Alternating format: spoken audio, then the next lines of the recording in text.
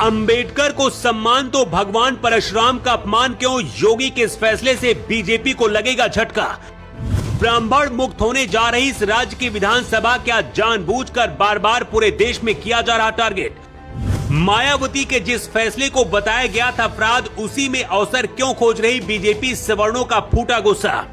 संविधान बराबरी की बात तो करता है, लेकिन बराबरी का तराजू जब एक तरफ ज्यादा झुकने लगे तो सवाल बनता है। संसद और देश की विधानसभाओं में SC/ST के लिए सीटें आरक्षित हैं, लेकिन तमिलनाडु की विधानसभा में पहली बार ऐसा होने जा रहा है जब एक भी ब्राह्मण अपने समाज का प्रतिनिधित्व करने के लिए विधानसभा में नहीं होगा, क्योंकि बीजेपी से लेकर AIADMK और DMK और कांग्रेस ने एक भी ब्राह्मण उम्मीदवार को टिकट ही नहीं दिया।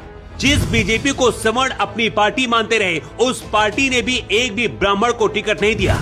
इसके पीछे एक सोची समझी तैयारी है, जिसके बारे में आगे आपको बताएंगे। लेकिन पहले बात यूपी की करते हैं। सनातन और हिंदुत्व की बात करने वाले योगी आदित्यनाथ के खिलाफ इस बार सोशल मीडिया और सड़कों पर गुस्सा दिख रहा है। ये गुस्सा है योगी आदित्यनाथ के उस ऐलान पर जिसमें योगी ने कहा है कि प्रदेश की हर विधानसभा सीट में अंबेडकर और दलित समाज सुधारकों की मूर्तियां लगेंगी। 14 अप्रैल को अंबेडकर जयंती है और 4 दिन बाद भगवान परशुराम जयंती है, लेकिन उनके लिए योगी ने कोई बड़ा ऐलान नहीं किया है।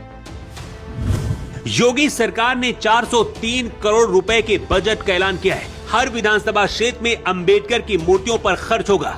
कैनोपी और बाउंड्री वॉल बनाई जाएगी। इसके साथ ही संत रविदास, ज्योतिबा फुले, सावित्रीबाई फुले, कबीर दास और महर्षि वाल्मीकि जैसे दलित महापुरुषों की मूर्तियों पर पैसा खर्च होगा। अब सवर्णों का इसी पर गुस्सा फूट रहा है कि 4 दिन बाद परशुराम जयंती है, लेकिन योगी आदित्यनाथ ने नाम तक क्यों नहीं लिया? यूपी देश का सबसे बड़ा राज्य है। योगी आदित्यनाथ को हिंदुत्व का कट्टर नेता माना जाता है, लेकिन जानकर आपको हैरानी होगी कि राजस्थान, हरियाणा, हिमाचल, गुजरात सहित कई राज्यों में भगवान परशुराम जयंती की सरकारी छुट्टी होती है, लेकिन योगी के यूपी में सरकारी छुट्टी नहीं होती। विडंबना इस बात की है कि योगी आदित्यनाथ ने खुद अंबेडकर जयंती पर अवकाश घोषित किया है। यही वजह कि पहले से बीजेपी से नाराज चल रहे ब्राह्मण यूपी में फिर से उबाल में है। यूपी में इस वक्त दलित राजनीति हावी है और इस वोट बैंक तक पहुंचने के लिए सभी पार्टियां कुछ भी करने के लिए तैयार है।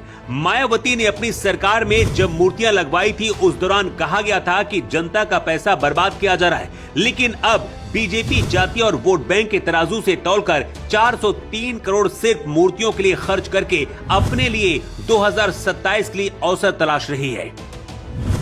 2007 से 2012 के बीच मायावती ने लखनऊ और नोएडा में विशाल स्मारकों का निर्माण कराया था। भाजपा और कांग्रेस ने उस दौरान इसका विरोध किया।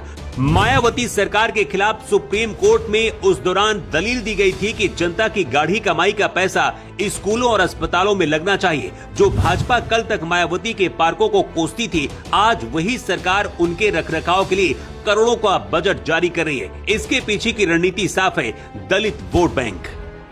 अंबेडकर के लिए सरकार जो कर रही है वो सही है, लेकिन ब्राह्मण और सवर्णों के लिए क्या सरकारें नहीं है? क्या उनकी भावनाओं का कोई अस्तित्व नहीं?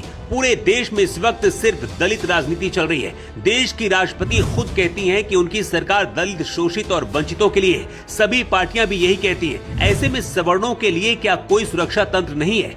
योगी आदित्यनाथ के ऐलान के बाद अब सवर्ण संगठन आगे आकर परशुराम जयंती पर शोभा यात्रा निकालने का ऐलान कर रहे हैं। अगर पैटर्न देखें तो आने वाला वक्त शायद कुछ और ही कह रहा है। इसे तमिलनाडु से समझना होगा। तमिलनाडु की 70% राजनीति ओबीसी वोट बैंक से चलती है।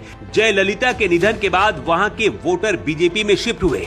बाकी पार्टियों से उम्मीद तो पहले ही खत्म थी, लेकिन तमिलनाडु विधानसभा के लिए बीजेपी ने भी एक भी ब्राह्मण चेहरे को विधानसभा पहुँचने के लिए विधायकी का एक टिकट नहीं दिया।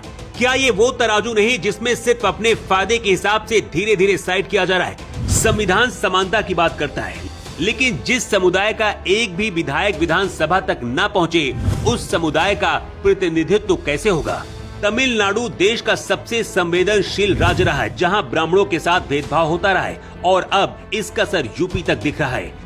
डॉक्टर अंबेडकर और दलित महापुरुषों के लिए अगर योगी सरकार यूपी की सभी विधानसभाओं के लिए 403 करोड़ रुपए खर्च करके पार्कों और मूर्तियों के लिए खर्च कर रही है इतना ज्यादा पैसा, तो अब मांग उठ रही है कि इसी तरीके से अब भगवान परशुराम की मूर्तियों के लिए हर विधानसभा में मूर्तियां बनाने के लिए फंड योगी सरकार को देना चाहिए। योगी सरकार को क्या ऐसा करना चाहिए? आपकी राय क्या है? कमेंट बॉक्स पर अपनी राय जरूर दें।